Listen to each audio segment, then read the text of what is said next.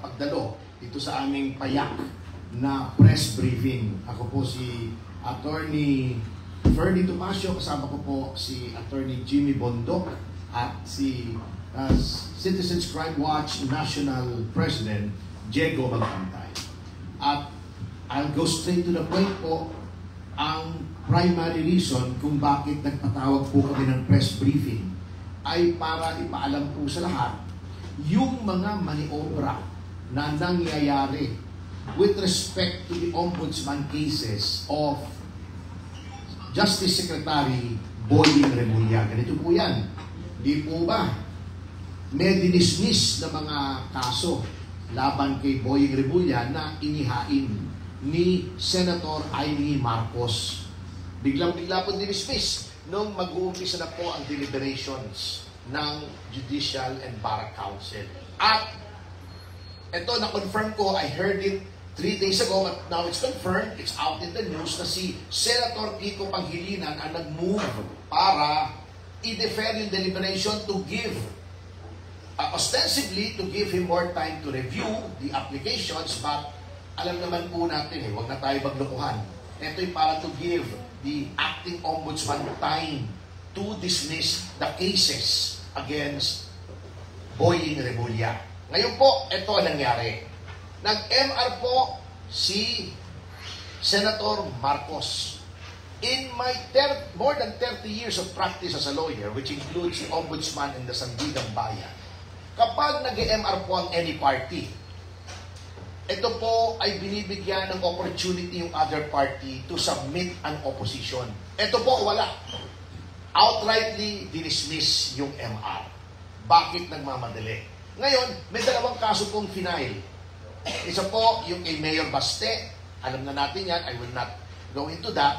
I filed another case for arbitrary detention and violation of RA 3019, the Anti-Graft and Corrupt Practices Act. Bakit?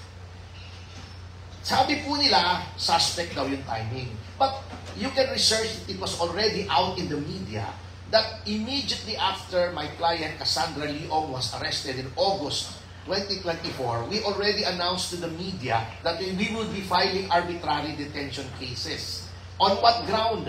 Kasi po, nung na-repatriate si Cassie Leong at si Sheila Guo dito sa Pilipinas at dinala sa BI, kung aarestuhin man po sila, it should be by the House Sergeant at Arms or the Senate Sergeant at Arms because they had contempt orders from both houses. Wala po silang warrant of arrest.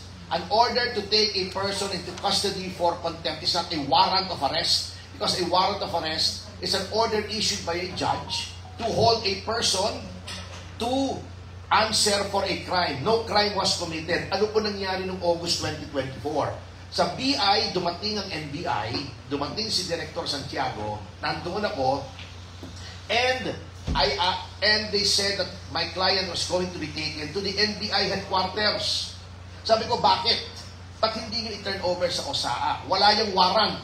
You and I both know, kasi si Director Santiago ay dating judge, you and I both know that that is arbitrary detention. You cannot arrest my client on the basis of a house order at dalhin nyo sa NBI, which is a facility, a detention facility under the executive, the DOJ. Sabi niya, pasensya na, utos ni Secretary. So wala tayo nagawa. Siyempre, may mga baril yung mga yun eh. Tayo wala eh. Dinala. So that is the basis of the arbitrary detention. Final po namin, yung sa Davao, nadakit, fortunately. So it's now in the case management system, yung computerized nila. Yung sa akin pong final dito sa ombudsman sa Maine, nung hinihingi kong idakit, sabi, ini-evaluate pa. So I called their attention to a memorandum of then Ombudsman Samuel Martires dated May 5, 2025, effective May 19, 2025, saying that there is no more evaluation. Bakit po tinanggal yung evaluation? Minsan doon po nagkakaroon ng kalokohan. Yung parking fee. Doon nagtatagal kung ipafile o hindi sa evaluation. So ang ginawa ni Ombudsman Martires to remove that additional step kung saan nagkakaroon ng corruption. Sabi niya, basta final, automatic yan. Twin docket numbers, isang administrative, isang criminal, at i-assign agad sa Draft Investigation and Prosecution Office. A-assign na ng investigador. Yung sa akin, hindi ginawa. Hindi ginawa. In violation of their own rules. Bakit ayaw lang idakit? Para hindi masama sa case management system nila. Para hindi maging sagabal sa clearance. That is one way by which the acting ombudsman is bending, disregarding the rules to favor one man. Yan po ang mabigat kung magiging ombudsman si Boying Remulla. May original sin. How can you appoint a person to a supposedly independent body where when the executive is moving heaven and earth to violate the rules to have him appointed there? So sa simula pa lang, hindi na independent yung ombudsman. At this is a culture that is being propagated by this present administration sa pagbaviolate ng rules. Katulad nung kay Duterte, yung pagdala sa ICC, napakaraming rules, including the Constitution, that was violated. Yung kaso po sa akin na libel, kinabanakbay, kasama ba si Trixie ron? Kasama si Trixie, si Crisette, di ba? Alam nyo, nagulat po kami kasi final po yun sa main office ng DOJ. When I questioned the jurisdiction of the main office, sabi sa akin ng prosecutor, si Prosecutor Felipe, may national jurisdiction po kami. Oo, kako. Pero, yung own circular nyo under Section 6, yung circular na series of 2024, under Section 6, the main office can only take cognizance of cases under 4 circumstances. Kasi, kaya nga tayo may city and provincial prosecutors. Number 1, kung national security. Anong national security ng libel? At cyber libel. Number 2, when there is a task force created. Wala namang task force Banakbay. Wala namang task force Topacio. Wala namang task force Trixie. So, sablay na naman. Number 3, in order to avoid miscarriage of justice. Ito po yung mga times na ang respondent ay very influential or may mga private armed groups or capable of influencing, intimidating witnesses. Kami yung respondent eh. May private armed groups ba kami? Nasa poder ba kami? On the contrary, ang nagdemanda sa amin na nasa poder, senador. A senator of the republic. O number 4, when public interest requires. What public interest is required? By filing it sa main office. Under the law, under the libel law, kapag public official ang nag-file ng kaso, dapat doon sa prosecution office kung saan siya nag-hold office. In this case, Pasay City. Dapat po doon final ni Rizon Tiveros. Kaya lang, mukhang takot siya sa Pasay City kasi parang hindi niya makontrol. Kasi yun ang same prosecution office that filed a case for wiretapping against her which is still pending. So, humahanap siya ng kakampi, gusto niya ang mag-determine yung mismong opisina na kung saan nandoon si Boying Remulla. So, these are the things na nakikita nyong brazen ang kanilang violation of the rules. So, dapat pong malaman ito. Ngayon, ang balita ko from reliable sources ay gusto daw i-undakit yung Davao na pinail ni Atty. Torion. On what basis? Naglabas daw, although I'm still trying to get a copy, naglabas daw ng new memorandum order na sinasabi yung automatic docketing daw is suspended. Ito pa, mabigat And the suspension is retroactive 10 days from the date of the memo. Saan kayo nakakita ng memorandum order? Retroactive. So all of these are designed to give clearance to Remulla, yang hindi pagdakit, pag-retroactive, pag-defer ni Kiko Panghilinan. Then yung sinasabi ni Remulla, can you imagine the mentality? Ito yung gagawin yung ombudsman. Sabi niya, hindi daw nag-apply yung constitutional provision, pwede daw i-disregard. ng Malacanang na hindi galing sa shortlist o pabuksan ulit yung shortlist. Mrs. Gloria Macapagal Arroyo tried to do that during her time. The JBC pushed back, and in fairness to Mrs. Arroyo, she did not insist because it's unconstitutional. So lahat po ito ay ginagawa para maging ombudsman si Boying Remulla. For the first time, magkakaroon ng ombudsman na politiko na nag-serve under a president na politically compromised ang kanyang integrity at ang kanyang ang kanyang impartiality. Hindi po, kita niyo yung mga list ng ombudsman, may politiko ba dyan? Wala.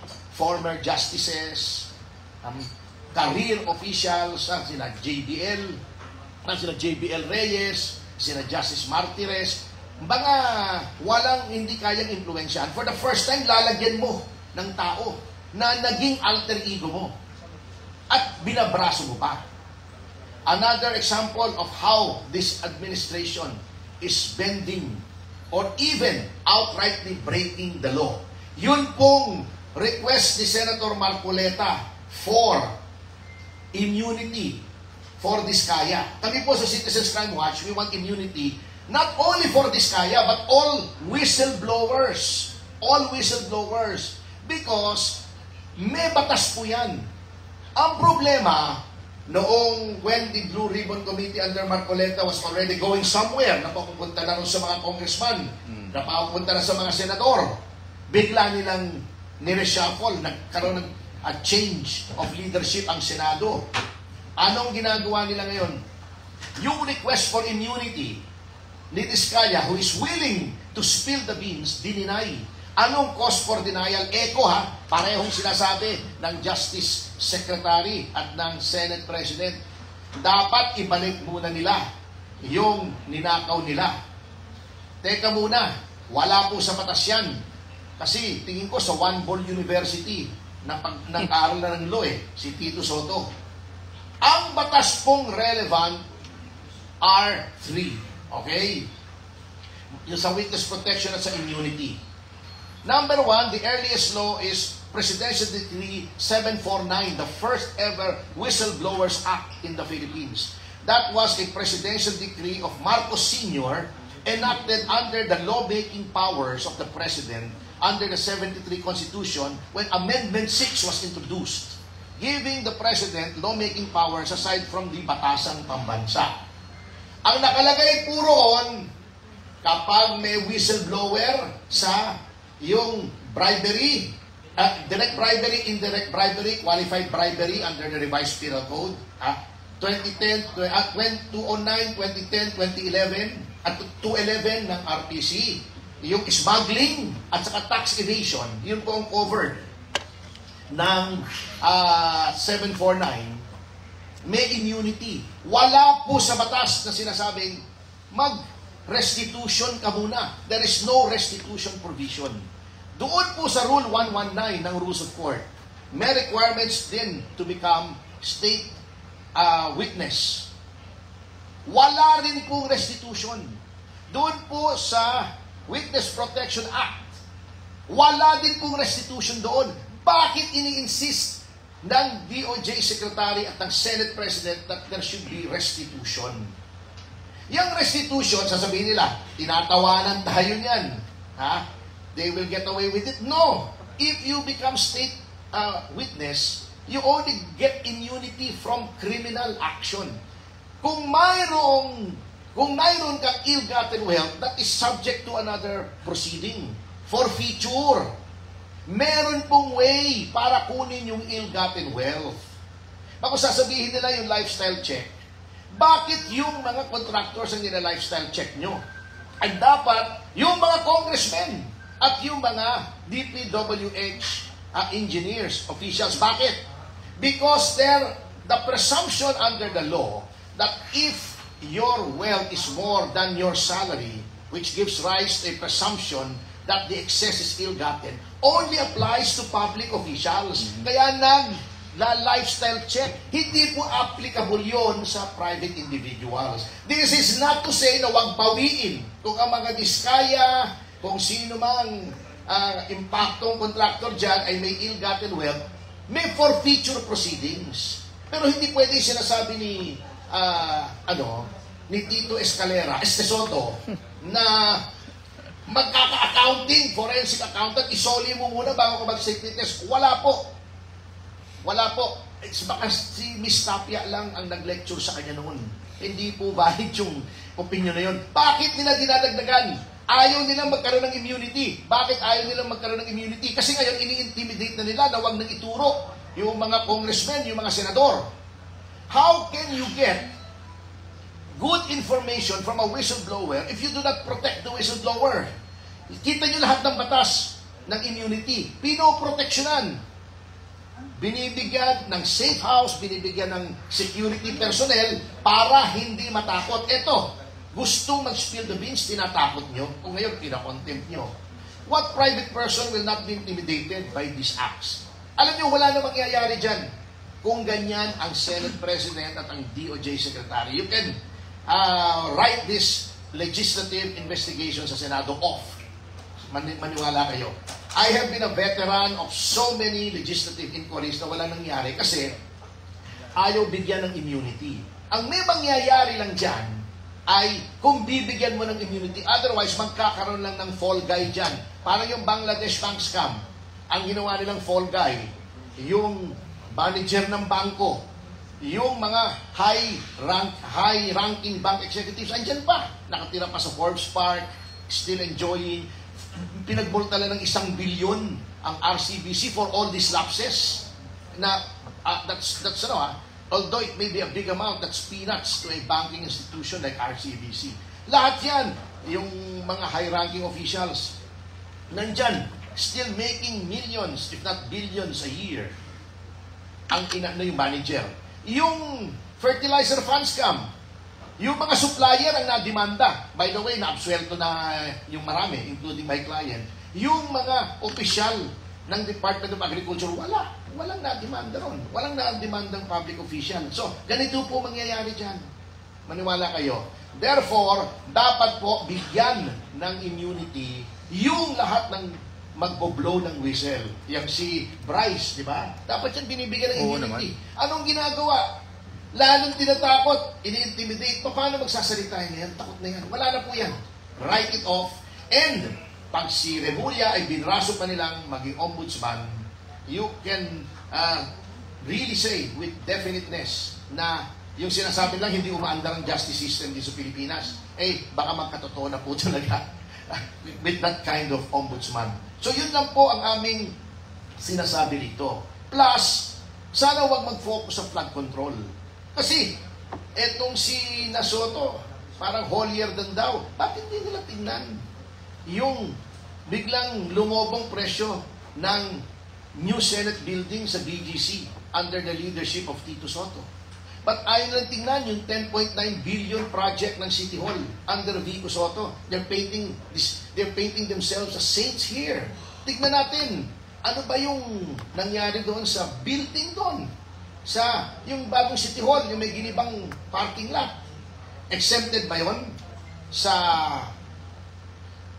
inquiry on corruption dahil pamangkin ng Senate President? So, all of these things have to be taken into account kung gaano kaseryoso. Ang Senate, kung ayaw nilang bigyan ng immunity, alam na natin, they're protecting people, they're preventing people from saying, from giving good and true information. So yun lang po ang gusto namin ipakita sa inyo.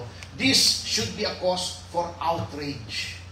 At kami naman po, kay makinig, kay hindi, kay yung ibang mga compromise na media natin na hindi i-report o hindi, we will have to keep talking. Because eternal vigilance is the price of freedom and democracy. Maraming salamat po. Very briefly lang, just to give you a concrete example of how much the office of the Ombudsman matters.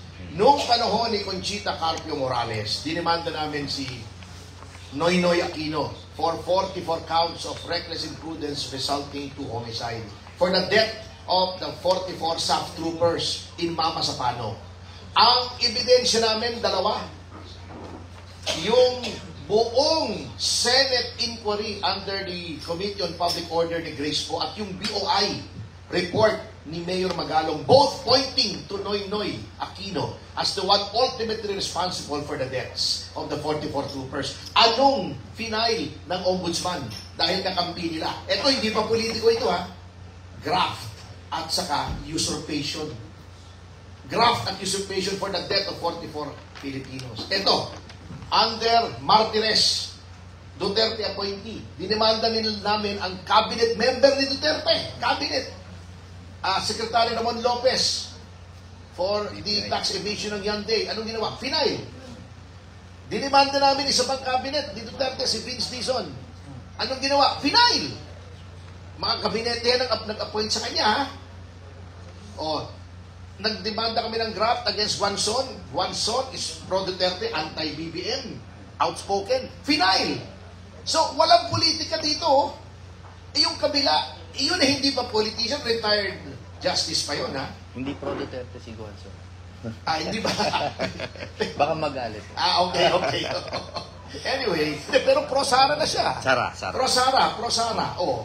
Dapat yun, hindi niya pinailan si Watson kasi pro-Sara Duterte. Tama. Oh. Pero, nag-aaway yung mga Duterte at mga Marcos. Tama. Appointee siya ni Duterte. Pinailan pa rin niya. Oh. Ang dami na po namin final. Buti nga yung kay Garin na namamayagpag na naman sa House. Yung Denvaxia na 4.5 billion ay nandoon, naka-file. Ano mangyayari doon? Pagka ang nakaupo ay kaalyado na ng pamahalang ito. Anong mangyayari sa mga kaso laban sa kanya? Kung si John Vic Remulla file namin, yung anak niyang congressman, paano yan? Patay na tayo. Yung mga kaalyado niya sa politika.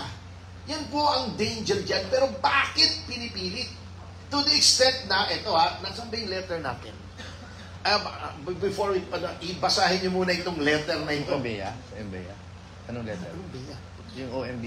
Akala ko OMBEA. Akala sa akin yung pangalan. Yes, yung OMBEA. Susubukan natin. Mabawi ka pa rin.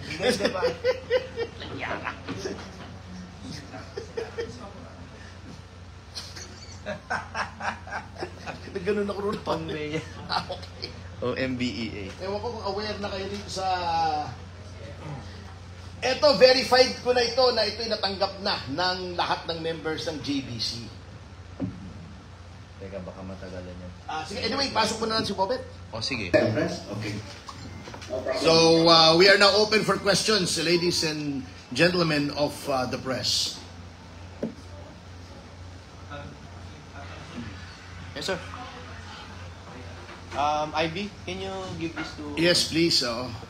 Para meron... Paki-identify na lang po yung media organization bagamat kilala na natin. Pakibigay kay Alan. Medyo institusyon na itong magtatanong na ito. Hindi ko sinasabing matanda siya, ha? Institusyon lang. Institusyon. Parang ganun na rin yan.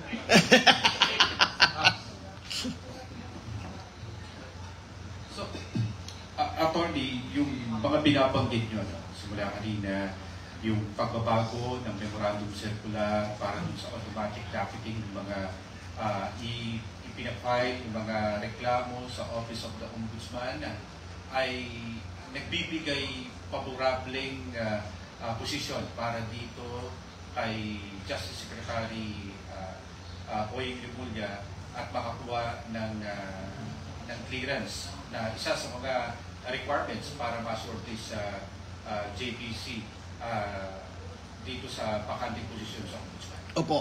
Opo. Pwedeng paki-cite nyo yung mga particular na instances na ito ay favorable talaga para kay Secretary Remulla, itong mga ginagawa ni Acting Ombudsman Vargas. At unang-una, yun ngang hindi pagdakit doon sa complaint ko at yung attempted na kakikwento lang ni Attorney Bobet na attempts to undocket. Yung sa akin, sinabi nga, for evaluation. I was in Cebu to organize our People's Congress May there. naisip kayo na papel na for evaluation. Hindi, sinabi doon, for evaluation. Kasi, nung bumalik sa akin yung complaint, dapat yun may docket na eh. Ganun po, ang dami ko nang pinafile sa ombudsman. Pag file mo roon sa baba, aakyat. Doon sa second floor, pagbaba doon, may docket number na yun. Then, in the usual, pakikita namin sa media, photo op. May docket number na po yun.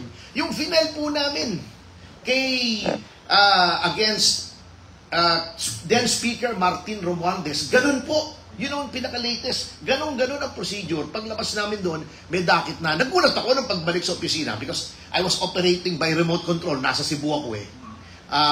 Sabi ko, ba't walang docket number? Sabi nung staff ko, si Attorney Andrada, for evaluation daw. Sabi ko, hindi.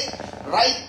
I wrote a letter to them from Cebu, affixing my e-signature. Sinasabi ko, i-docket nyo. Ito yung memorandum circular. Alam ko yan. Bago, may sinasabi nga na supersede daw. Ito, ganun din. Yun ang the same. Can you imagine, i-supersede mo, fine. Pero ang date daw nung memorandum circular noon, 15. The same day that I filed my complaint. And then Para sa'yo yun. Para sa akin eh. I am so flattered. Ngayon, ginagamit ninyo, can you imagine, retroactive for 10 days Yan ang now. bawal. 10 days! Retroactive. Meron ba naman memorandum circular? 10 days, vested interest na yung nakadakit yun. You cannot change the rules in midstream, neither can you change the rules going back in time. Yun ang ginagamit nila para ma-undakit nga yung kay Attorney Torion na complaint. So that is one. Number two, eto, plan B nila ito eh. Yung pag-defer ni Kiko Panghilinan to October 16 ba or 19? I cannot recall the exact date, pero October. That is to give them enough time na kung hindi man umubra yung pag-andaket nila, ay to make the case run through its course. I-railroad na naman nila parang yung MR ni Senator Aimee at i-dismiss para clean bill of health, so to speak, na naman si Boying Remulla. So, you can see all of these machinations para lamang paboran ng isang tao. Tama yung sinasabi ni Attorney Jimmy, and I think he said it much better than I did, ano? But hindi dahil ako'y genius, ngunit mas magaling siya sa akin to reduce things to their simplest terms. Kung umpisa pa lang, kita niyo na yung kamay ng Malacanang, and it's not even so hidden at all. Hindi na nga tinatago na isiksik talaga sa bagang ng mga JBC members at may mga kaibigan tayo dyan. Nasusuklam sila kay Boying Remulla. Sinasabi nila, they use that word. Kaya, sila ay nagbibigay ng impormasyon para mapigil ito. Kasi talagang hindi dapat maging ombudsman si Boying Remulla. Alam naman natin kung bakit isinisiksik nila si Boying Remulla dyan. Kasi si Boying Remulla does not show any compunction. Wala po yung, hindi man niya kinakilibutan. Talagang he shows no hesitation in breaking the law para mapagbigyan lamang yung kagustuhan ng kanyang mga amo at kagustuhan niya. Nakita na namin yan kung paano niya wineponize ang DOJ. Never has the DOJ been so politicized and so weaponized as under the watch of Boying Remulla. So, yun po ang end all and be all. Hindi po kami nagkakipagplastikan dito. Ginagawa namin to because ayaw namin kay Boying. Bakit? Dahil hindi namin gusto yung itsura niya. Magandang lalaki naman siya, matangkad pa. Pero, para sa ating bayan, he should never become ombudsman. Otherwise, yung sinasabi nga ni Atty. Bondo, the last bastion of our anti-corruption defenses will crumble. Maniwala po kayo. Saan pa tayo magsusumbong? Kung compromise na yung huling sumbungan ng bayan. Attorney, binabanggit nyo ngayon napaka-significant ng situation regarding sa corruption sa flood control projects at pagkatapos binabanggit nyo may kamay ang Malacanang kapag napwesto si Secretary Remulla sa Ombudsman. Bakit napakadelikado at sa tingin niyo dapat bantayan ito ng taong bayan? Binabanggit kanina ni Attorney Bondok na baka walang patunguhan yung pagpapapanagot sa saklot sa flood control project. Well, because all roads after this inquiry, after all is said and done, all roads will lead to the ombudsman. Insertion Ombudsman yan, nandiyan na. Hinold lang po ng ombudsman kasi sabi nila may prejudicial question sa ating kataas-taasang hukuman. Kung may ididemanda sa flood control, plunder, anti-graft, etc., for future, ombudsman ang mamumuno niyan. Kasi ang ombudsman po, parang piskalya yan eh. Ang sandigang bayan yung hukuman. Sila nagpi-filter kung anong ipa-file, anong hindi. Oh, can Boying Remulla file cases against Martin Romualdez, against Saldico? Mga kasama niya yan? Lahat po papuntang ombudsman. Mapafunnel yan. Kahit anong sabihin nilang maraming pera ang Diskaya, maraming dyan si Saldico, bakla si Jinggoy, lahat yan papuntang ombudsman yan. Oh, hindi yung bakla si Jinggoy, hindi papuntang ombudsman yun. Oh, live. Oh, halos lahat ng kasong yan. Aray ko! Pati tuloy yung lumang news item na Jinggoy, dumugo yung puwet, naungkat tuloy. Yung 2002. Ba naman yan? But all of this, seriously, lahat po papunta yung ombudsman. So, kailangan yung gatekeeper, yung guardian ay magaling. Otherwise, sabi nga ng mga Romans, who shall guard the guards? Wala na. Kung si Boying yan. I mean, if you disagree, I would like to know the reasons why. Natingin nyo, si Boyet ay magiging parehas. Ano bang record niya sa DOJ? Okay. Pero given na ayaw nating maging politicize o maging politiko yung ombudsman na mapwesto, pero it's the president discretion pa rin kung sino mapunta sa ombudsman dahil sa pipili, may shortlist. Ano ang pwedeng mangyari? Paano pwedeng mapipigilan itong ganito at paano dapat ito intindihin ng ating mga kababayan? Given na napakalaki ng problema natin ngayon sa korupsyon sa flood control project. For me, this is a litmus test for the president. Yes. Yung sinasabi niyang ayaw niya ng korupsyon, mahiya naman kayo. Tingnan natin yung flood control. Let the hammer fall where it may. Makikita natin kung seryoso siya sa choice niya ng ombudsman. Kung pinagpipilitan pa rin niya si Remulla, sorry for the term, ginagago na tayo ng Pangulo. Naglolokohan na lang tayo dito. Sasabihin mo, mahiya kayo. Hindi ka na nahiya si Remulla ang in-appoint mo. Lahat ng tao, walang may gusto kay Remulla. Sino may gusto kay Remulla? I mean, honestly, magtanong kayo, sino gusto maging ombudsman si Remulla? Yung matino, ha? Oo, wag sila rigadon. O, siyempre, gusto nyo kay Remulla. O, kaya... I-event kami sa Citizens Rival. Yung follow-up lang po, regarding po dito dahil wala na po si Saldico dito sa ating bansa. Ano po ang gagawin ng administrasyon tungkol dito at sa pinagdalaga? Well, to be fair, Saldico has not yet been charged of any crime. So, the presumption of innocence will also always apply to him. Hindi natin alam kung bakit umalis, sinabi medical treatment, perhaps it is to evade being called into account in his own chamber. Pero I would not want to speculate. Lamang kung talagang mayroong cause to extradite or repatriate him, pwede naman gawin. But as of now, I cannot answer because it would be all speculation. Thank you.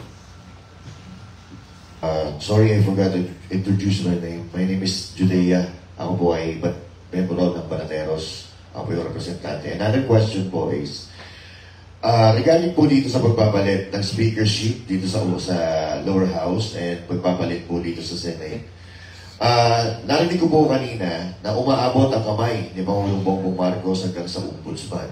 So now, naniniwala po ba kayo sa sinabi ni Congressman Pulong Duterte at ni VP Sara Duterte na ito ay palabas lang para pagtakpan ang tunay na issue ng ating bayan? Please. I am willing to give the new speaker the benefit of the doubt. Although I doubt the benefit. Pero tingnan na rin natin. Ha? Baka naman, sabi nga ng mga millennials, Bekenemen. Tingnan natin. Let's reserve judgment. Let us be fair. Huwag nating i-prejudge si new limited Speaker D. Bagamat di naman tayo masyadong believe. Question po, Kasi po, ngayon talagang alam natin na grabe talaga mga korupsyon sa bansang Pilipinas. Halos wala tayong nakikita project na natatapos o nasisimulan man lang. Ang nakikita natin marami is mga ghost project. Pero nag-resign si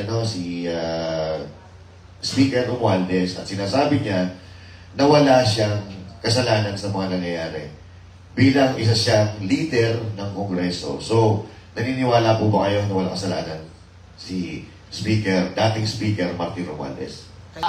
Maraming salamat po. Isa lang ang pinagtataka ko under the leadership of Speaker D. Di ba, talagang lahat nagpalit ng Speaker, nagpalit ng Senate President, revamp yan lahat ng committees. Bakit ito? Hihintayin pa daw yung recess.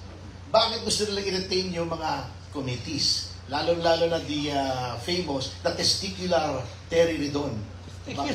Testicular kasi parang may bombolyas sa mukha At tanong nyo sa Chapacano kung ano yung bombolyas. Bakit ayaw nilang palitan pa? Dahil, these committee chairmen are still doing their jobs of trying to cover up for their colleagues. Kitang-kita naman natin Kitang-kita naman natin. Hindi ko nga alam kung how they can face themselves in the mirror na halatang-halata naman na may agenda sila, hindi inquiry anong tawag doon? Inquisition ang ginagawa ng mga committee chairmen. So, sabi ko nga noon sa mga ibang committee chairmen, how can they face their fear when they fear their face? So, dapat i-revamp na ito Ewan ko ba't hindi pa. Status quo. So, it may give rise to suspicion that nothing has changed. Good morning po. I'm Andrea from Billionario. Question is, si Senator Kiko po kasi and si SOJ Remulla are from the same fraternity. Opo. Do you think this is a solid basis for him to inhibit from choosing the next ombudsman? Yes, definitely. These are ties that bind. Kaya lang, of course, katulad ng sabi ni Attorney Jimmy, these are not strictly legal rules, but rules that appeal to their sense of delicacy or delikadesa. But of course, nakita naman natin, instead of recusing himself on that ground, ay siya pa ang nagpa-defer ng final deliberation para may elbow room pa yung acting ombudsman na gawa ng paraan, yung mga bagong pending cases. It is so transparent, it is so disingenuous, halatang halata Kaya naman, hindi sila nakinig dun sa Pangulo na mahiya naman kayo. Kasi hindi po sila nahihiya, yun ang problema. I'm Juvie Rodriguez from Golden Nation Network. So ito po, katanungan po to from netizens din and sa atin po mga citizens na sabi niyo pa nga po kanina, lubog na sa baha, lubog po sa utang at kailangan talaga may mapanagot. Sa tingin po sa observation po ninyo ng CCW or Citizens Crime Watch, sa tingin po gaano katagal itong magiging investigasyon na to? Aabot po ba ng ilang buwan lang o taon na ang aabutin? Kasi po naubusan na po ng confidence yung ating mga kababayan na parang wala namang mapapanagot kasi ang tagal po ng investigasyon. Ayun po. Well, alam nyo, kung talagang imbestigahan nyo matagal, actually, my short answer to that question is, nandyan muli ang sinasabi ni Attorney Bondo na napakahalaga ng ombudsman. Bakit? O, ito Section 15 ng Ombudsman Act, Paragraph 1. One of the powers of the ombudsman, aside from motu proprio initiating an investigation on any illegal, improper, inefficient act, is that it may take over at any stage from any investigatory agency of the government the investigation of such cases. Paano kung yung commission, Independent Commission on Infrastructure 8, malapit na sa katotohanan? Kukunin ng ombudsman, katulad ng ginawa kay Attorney, wala na pala si Attorney Bobet, yung ginagawa sa Davao na kinukuha, Eh kung sinimuli ang ombudsman, eh patay na. Oh. Mabilis yan kasi di-dismiss yan eh. So, ganyan kalawak ang poder o kapangyarihan ng ombudsman. Kaya napakahalaga na independent po ang ombudsman. Kahit yung sinasabi nilang ICI na yan, pwede i-take over ng ombudsman yan. Sapagkat yung powers ng ICI na yan ay is only from an executive order. The power of the ombudsman is by virtue of a statute, an act of Congress, a law.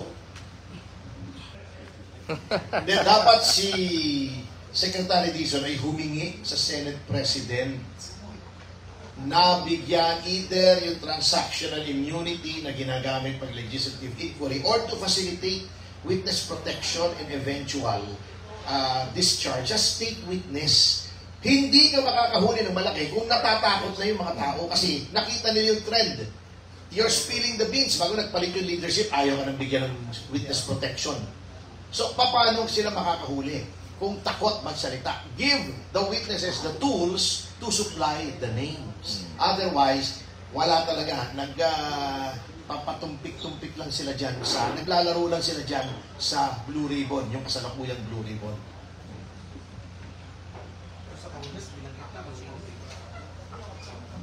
Nagagalit naman si Ridon. Nagbabanggit ka. Nag-uubuhan pa nga eh. Oo. Nag-ubuhan eh. Ito classic yun, pare. Classic yun, nakakatawa Classic yun. Thank you. Ano, paparesto ko ni Boying, pare. Sigurado na yan. Buwan niya. Hindi, yan siya. Kaya na, pare. Meron kasi dumating sa akin dapat din daw ba mabigyan ng immunity ang mga diskaya? Kahit sinong whistleblower, may law eh. 749, then yung rules of court. Nahuli na kasi pasarado na tayo ng dumating sa Okay lang. Hindi, sinabi ko na yun, dapat bigyan. Not only the Diskaya. Sinabi naman Any